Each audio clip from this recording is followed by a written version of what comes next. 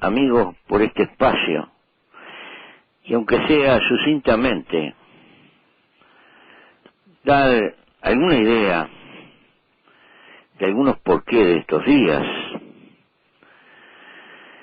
Oportunamente enterados de la situación de ese compañero de lucha de esta América tan importante, Lula, sabiendo que pasaba por un trance difícil, habíamos gestionado el poder visitarlo para tener una visión directa y sobre todo para llevar, ¿por qué no?, una actitud de solidaridad con un exgobernante importante para la suerte de su nación, obviamente, la rebote de la nuestra, y con enorme gravitación en la política latinoamericana.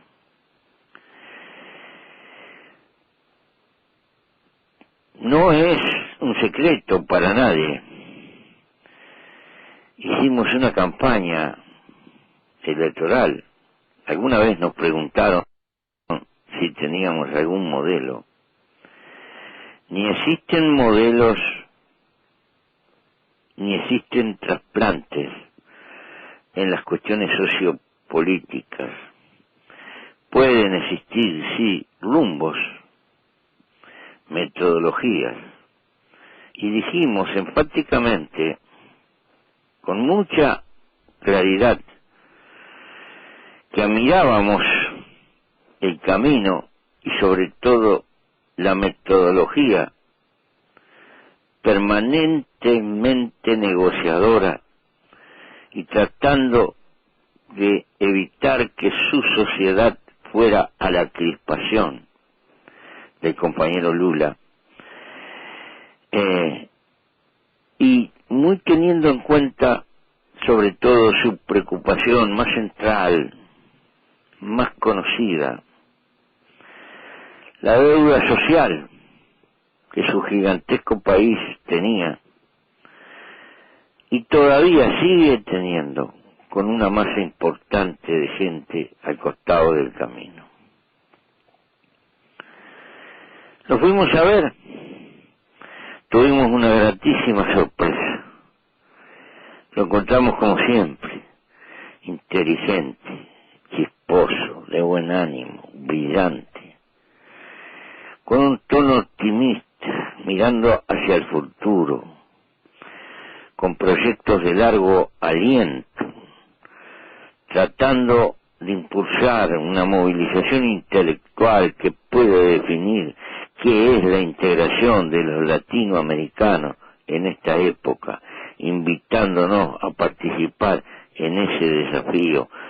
Siempre un Lula que trata de tejer, buscando salidas y con una visión optimista con respecto a su país. A pesar de la crisis, nos quedó claro algunos nortes que ya habíamos visto en las conversaciones con Dilma, la presidenta actual de Brasil,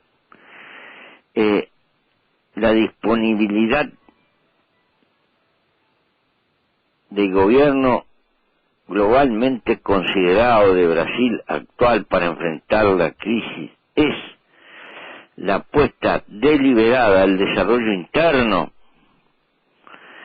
en todos los frentes, en el frente de la infraestructura fundamentalmente. Algunos dicen por la preparación del campeonato mundial, de la olimpiada. Sí, eso es parte. Ni siquiera es la parte más relevante, aunque es la más visible. Es mucho más importante el esfuerzo en represas.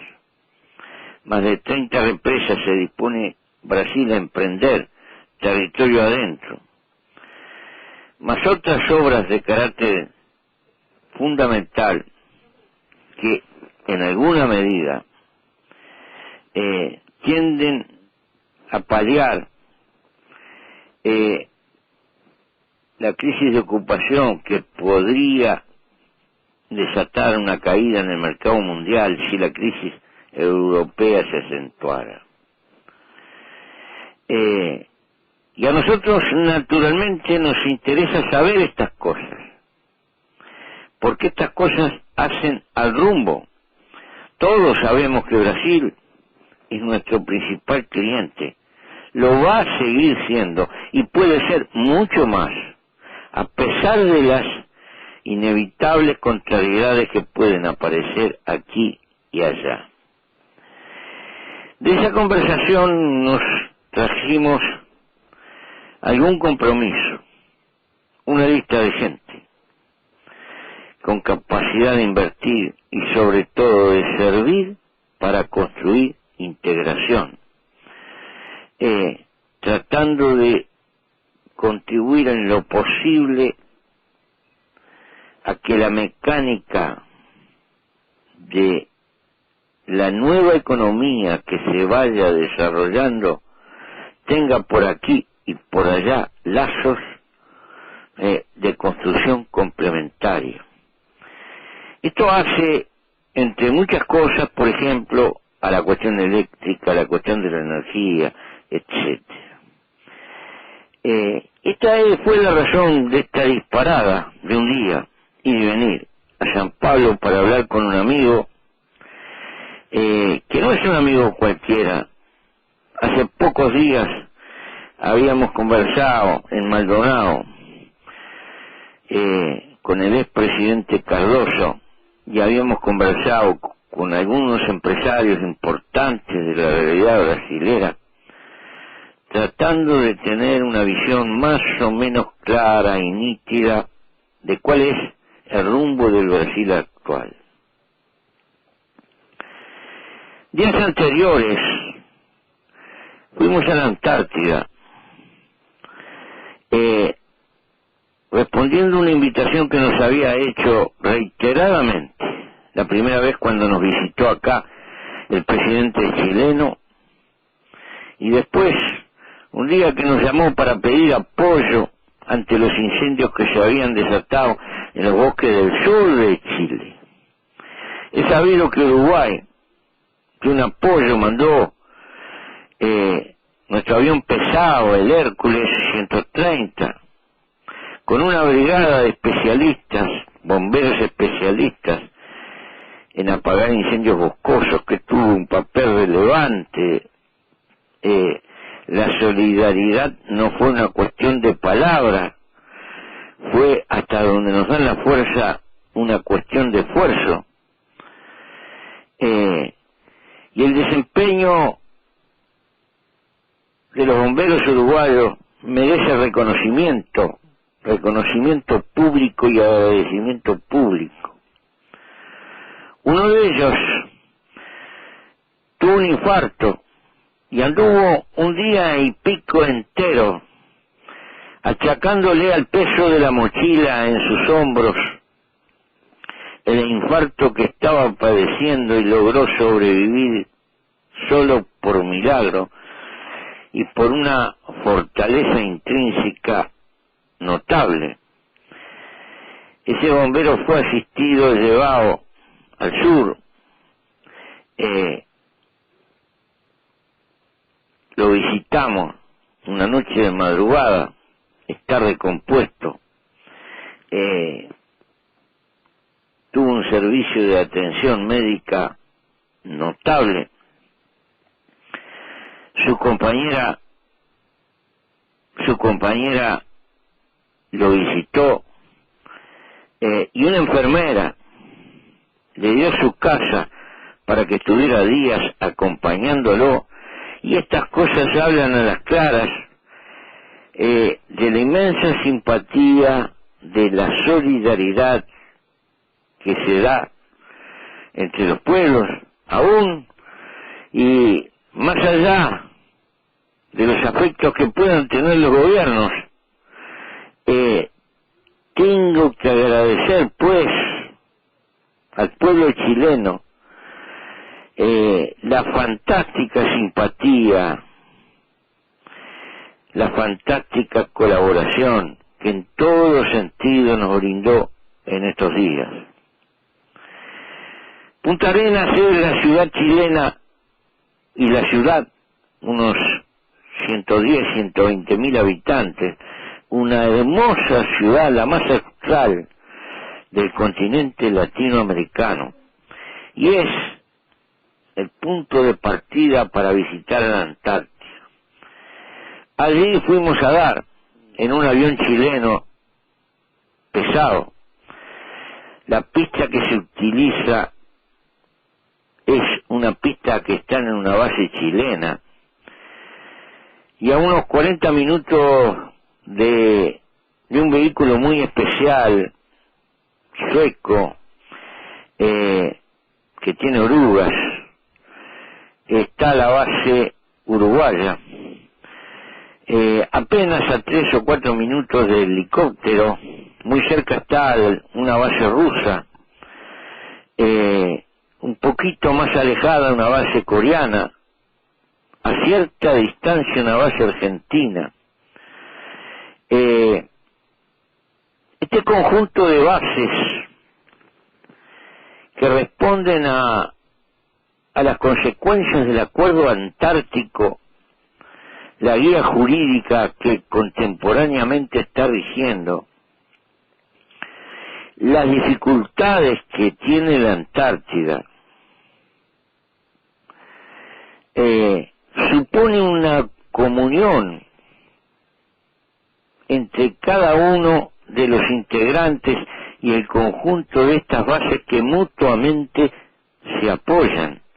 Y téngase presente que el grueso de estas bases están ubicadas en alguna isla, no están en el continente, aunque el Uruguay tiene una pequeña base continental que suele utilizar solo en los veranos, y eso sí tiene apoyo aéreo. La base fija está en esta isla en común, a unos 1100 kilómetros de la ciudad chilena, que es el punto de asiento. Pero hay que señalar que aún en verano, esta es una zona relativamente meridional y yo diría moderada en materia de clima con respecto a lo que es la Antártida en sí. Porque desde la base Artigas de Uruguay o desde la base Freire chilena a el corazón, es decir, al centro del Polo Sur, en el medio del continente antártico, hay tanta distancia como la que puede haber entre Montevideo y esa región, es decir, cerca de 3.000 kilómetros. Hablar de la Antártida es hablar de un continente de dimensiones parecidas a lo que es Brasil, que tiene en su parte central una manta de hielo acumulado de 2.000, 2.500 metros. Hay hielos en el fondo de esa masa que tiene millones de años, están allí. Hay un registro de la historia de la humanidad, de la historia de nuestra Tierra, mucho antes de que el hombre estuviera vagando en el planeta. Después el continente atlántico, hay que dejar 3 o 4 cosas bien claras. La aventura por la Antártida empezó a fines de 1700, transcurrió por 1800, pero la preocupación era estrictamente la cacería.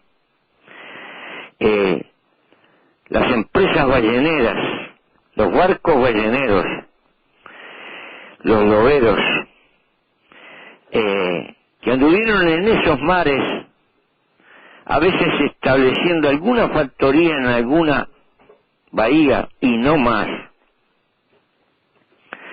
La riqueza extraíble estaba en el mar y en condiciones muy difíciles. Y esa larguísima peripecia dio paso después al intento de reconocimiento de la aventura por el descubrimiento, que se va a ir afirmando por 1890 en adelante, y va a tener un conjunto de expediciones que preceden en mucho a la política de base, que fue difícil, dolorosa, que tuvo algunos ejemplos admirables, hazañosa, por momentos trágica, que merece ser conocida, pero que hablan a las claras que este asunto de la Antártida no es un asunto de coser y cantar, porque es un continente hostil por sus condiciones, tan hostil que no existe la vida animal arriba de ese gigantesco continente. La vida está en el mar que rodea, y solo existe la vida vegetal en esa vegetación precursora, como señalan los geólogos, los líquenes, que aparecen cuando hay algún deshielo importante encima de la roca, con colores distintos, y más nada. No existen en la Antártida ni osos, ni zorros, ni nada por el estilo. Existe sí vida en los mares que la rodean. Algunas focas muy disminuidas por la caza del hombre, y lobos también disminuidos. En recuperación, los pingüinos, los reyes del paisaje y algunas otras aves.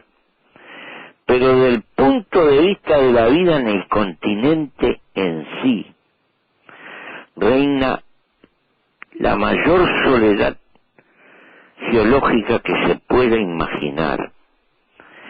Es pues un continente blanco, y es posible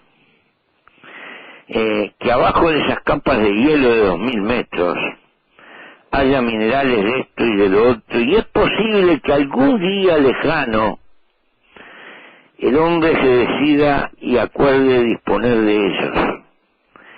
Pero ni está a la vuelta de la esquina, ni es una cosa sencilla. Lo que sí es ya hoy formidable, una encrucijada científica formidable para entender la evolución de la Tierra en el transcurso de las edades, la evolución de los glaciares, la acción de los glaciares encima de la roca, triturando roca en los avatares, la acción milenaria y milenaria seguramente de los líquenes, empezando a construir suelo a partir de la degradación de la roca.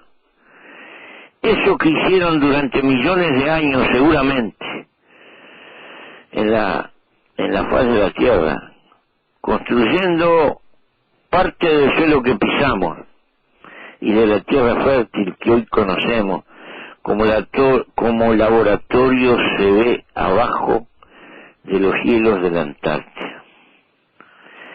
Y en esta forma de vida primitiva se esconden secretos científicos de mecánica que, si el hombre llega a dominarlos, su aplicación puede ser portentosa.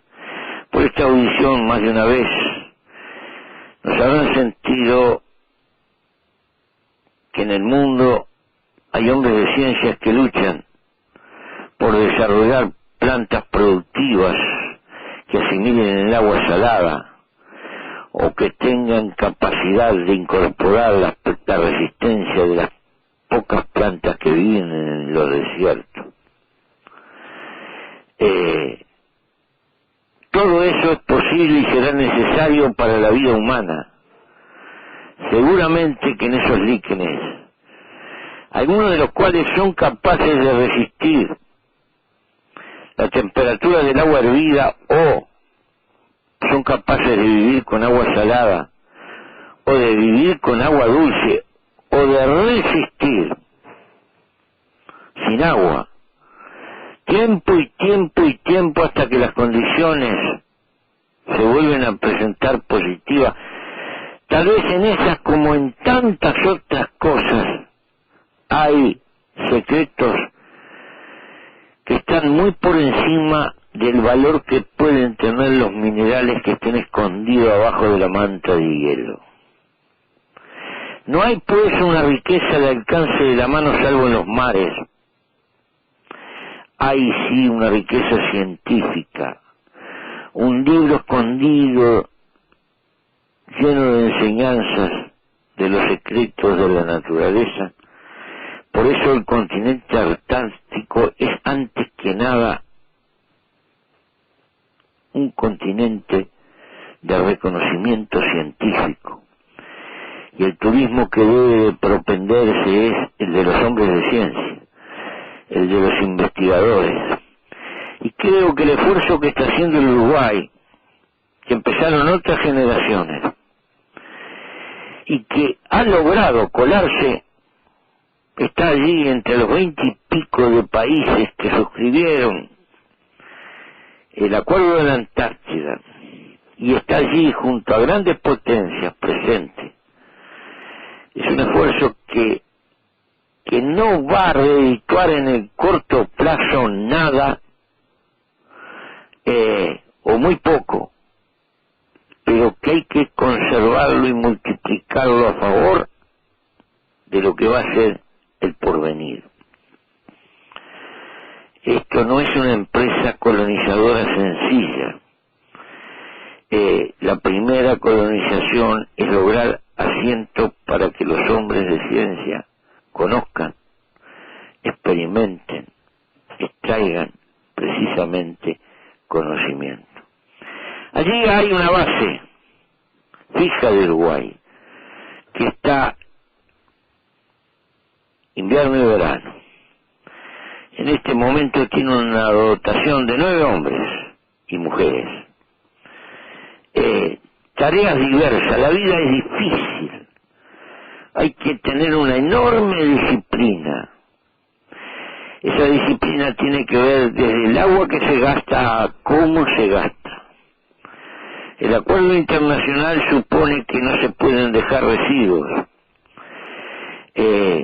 Los embates de la naturaleza imponen que la vida debe de respetar ciertas reglas. Hay días de ventisca que para ir de un aposento a otro es bueno tener una cuerda atada entre uno y otro, porque en 100 metros una persona se puede perder porque no ve. Puede haber 2 o 3 días de lo que llaman el viento blanco, que no permite ver absolutamente nada. Los vientos de 120, 150 kilómetros y más suelen ser frecuentes. El clima puede variar en horas dramáticamente. Las temperaturas normales están siempre abajo del cero, por momentos 20, 30 grados bajo cero. Esto hablando en la isla. La temperatura menor que se ha registrado son 80 y pico de grados bajo cero en el continente, en alguna base por ahí. En fin.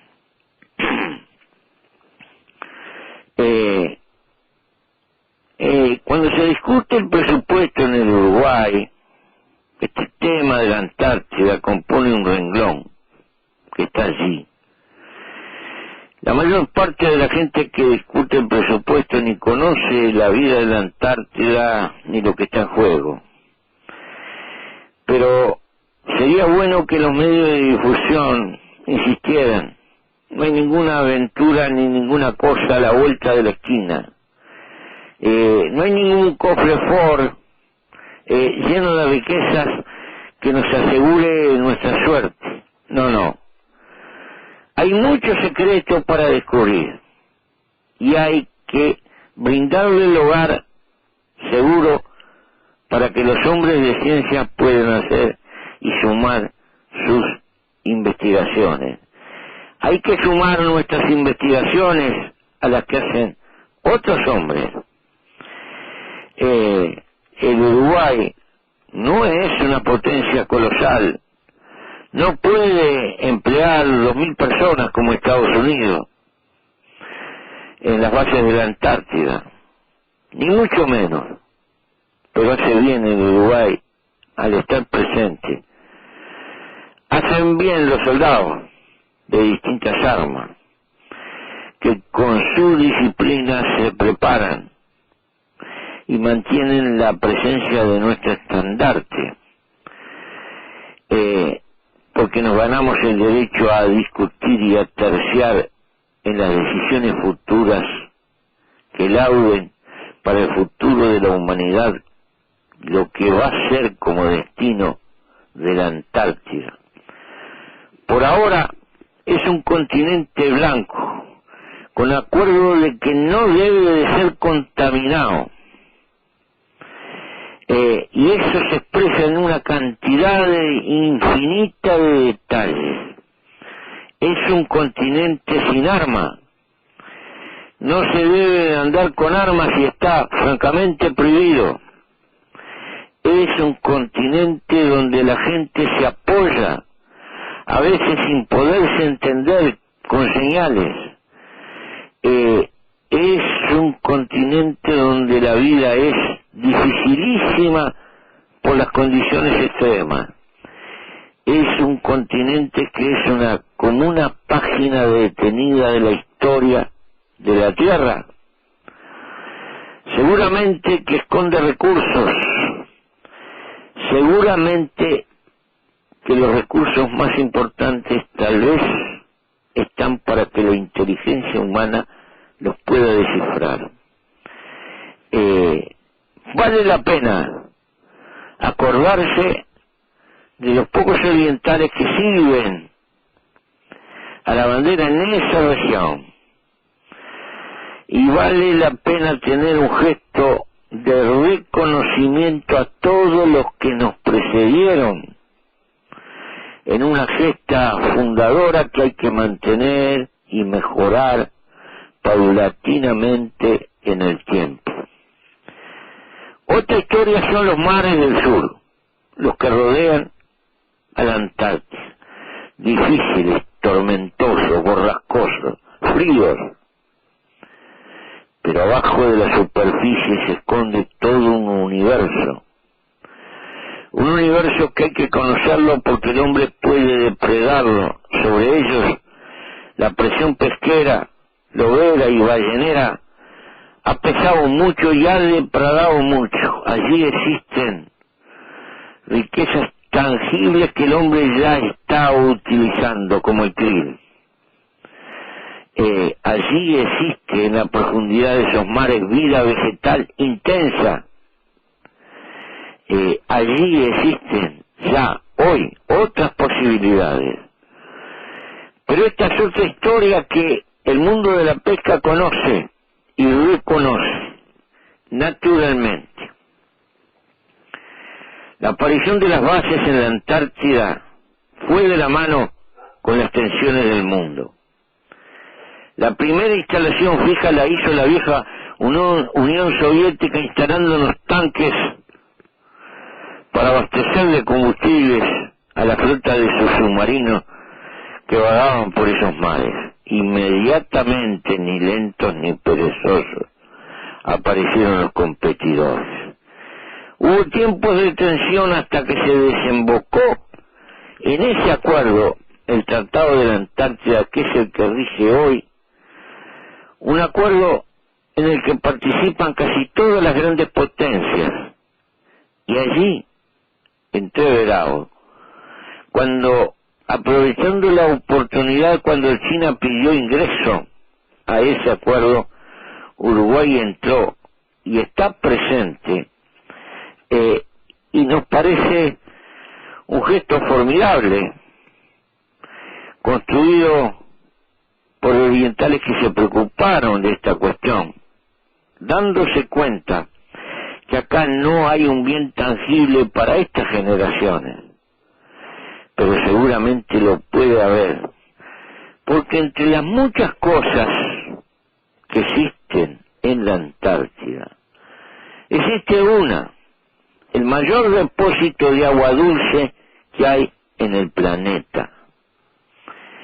Esos hielos eternos significan la concentración de agua dulce más importante, tal vez más del 70% del agua dulce disponible en el mundo está allí, como esperando, como diciendo, el hombre puede hacer muchas barbaridades si no conoce. El hombre puede corregir siquiera en parte las barbaridades que ha cometido si conoce. Lo peor que existe en estas cuestiones es el creerse que la aventura económica está a la vuelta de la esquina y depredar. Lo peor que puede existir es tener ingenuidad y creer de que estas cosas son tangibles apenas con un poco de voluntad. Lo mejor que puede hacer el hombre es construir en primer término conocimiento para interpretar, acumular conocimiento, y solo con la acumulación de conocimiento podrá decir algún día esto puede ser útil así o asá. Pero creo sinceramente que falta tiempo, pero tiempo activo, no tiempo contemplativo. Y creo que Uruguay, las generaciones que nos precedieron, esta base tiene más de 20 y pico de años, está en un camino que hay que mantener y seguir precisamente en él. Me quedó claro que la política chilena, Chile es el país que está más cerca de la Antártida, a 1200 kilómetros por lo menos de una punta de la Antártida. Después, África del Sur está a cerca de 3000 kilómetros, Australia a otros tantos desde el otro lado. De todas maneras, Chile está notoriamente empeñado en mantener con vigor los derechos de sus reclamos de banderas territoriales, que en su momento ha hecho. Tiene cerca de 8 bases fijas y otras tantas esporádicas. Y va a intentar avanzar en poner alguna base más fija en el continente, cosa que no es sencilla, porque el llevar el apoyo que necesita un grupo de gente para vivir y mantenerse en las profundidades del continente es palabra con mayúscula. Pero no cabe duda que el empeño hacia la Antártida es una política real de Chile desde hace años. Nos quedó además claro que la política exterior de Chile hoy apunta desde el punto de vista esencialmente económico y comercial hacia el Pacífico, y que probablemente intente suscribir un gran acuerdo con Singapur, Australia, Nueva Zelanda y probablemente Estados Unidos y alguno más, que hacen precisamente a los acuerdos comerciales del Pacífico. Chile tiene una cordillera a su espalda que lo une o lo separa con el resto del continente, pero es naturalmente un trampolín natural hacia Asia. Y Chile es un país hermano de América Latina con el que tenemos que procurar de tejer en todo lo posible la mayor diversificación posible.